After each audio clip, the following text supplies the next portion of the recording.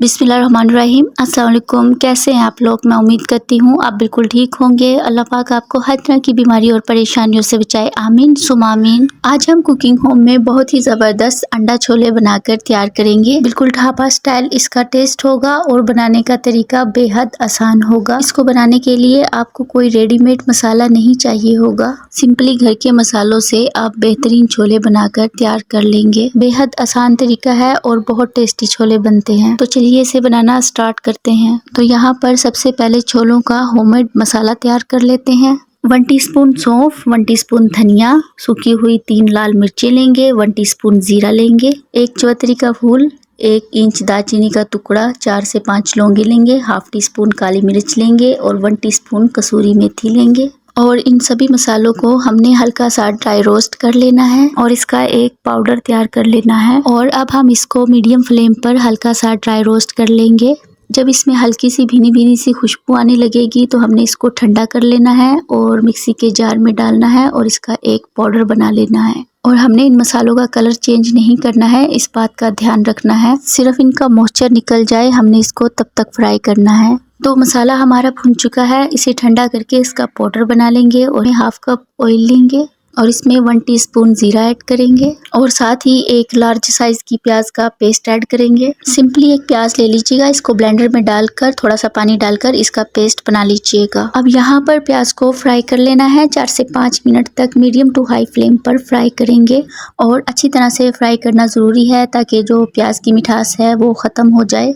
और जब प्याज अपना रंग बदलने लगेगी तो 1 टेबल स्पून अदरक लहसुन का पेस्ट ऐड करेंगे और इसको हल्का सा सॉफ्ट कर लेंगे। जब ये हल्की सी सॉफ्ट हो जाएगी तो हाफ टी स्पून नमक ऐड करेंगे, हाफ टेबल स्पून लाल मिर्च पाउडर ऐड करेंगे। नमक और मिर्च आप अपने टेस्ट के अकॉर्डिंग कम या ज़्यादा कर सकते हैं। हाफ टी स्पून हल्दी पाउडर ऐड करेंगे और ये हमने जो छोलों का स्पेशल मसाला बनाया था ये इसमें ऐड करेंगे और अच्छी तरह से इसे मिला देना है।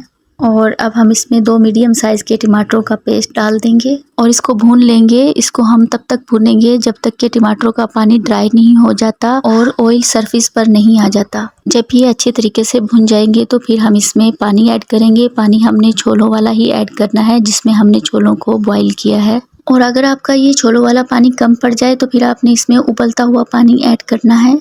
तो यहाँ पर मेरे पास जितना भी छोलों में पानी बचा था वो मैंने सारा इसमें ऐड कर दिया और अब हम इसे ढककर पकाएंगे जब तक कि इसमें उबाल नहीं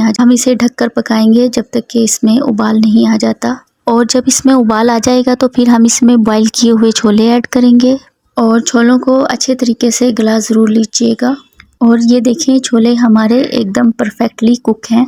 और अब हम छोलों को इसमें ऐड करेंगे और अब हम इसको ढककर 7 से 8 मिनट तक पकाएंगे, जो कि मसालों का फ्लेवर है वो अच्छे तरीके से छोलों में जज़्ब हो जाएगा। और ग्रेवी की जो कंसिस्टेंसी है वो अपने अकॉर्डिंग एडजस्ट कर लीजिएगा और ज़रूरत हो तो आप इसमें उबलता हुआ पानी डाल सकते हैं। और इस पॉइंट पर हम इसमें उबले हुए अंडे ऐड करेंगे।